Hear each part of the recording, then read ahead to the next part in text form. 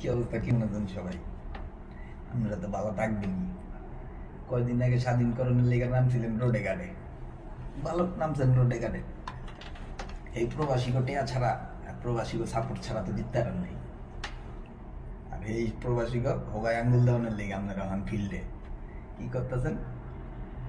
কোনো দেশ, কোনো মানুষ যদি না চায় কোনো কিছু করতে, অন্য কোনো দেশের মানুষ বা অন্য কোনো দেশের জনগণ তার ফোর্স করে কিছু করতে পারে না। সৌদি আরব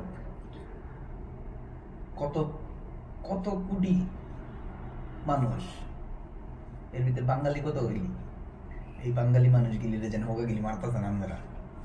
কি করে আন্দোলন কইরা আপনারা কি করছেন? আন্দোলন করে দেশ স্বাধীন করে লাইবেন, গাজাবাসীর উদ্ধার করে লাইবেন? হ্যাঁ, পারলে দোয়া করেন, সাহায্য পাঠানোর ব্যবস্থা করেন, সাপোর্ট দেন, ওইটা আপনি হিসাব।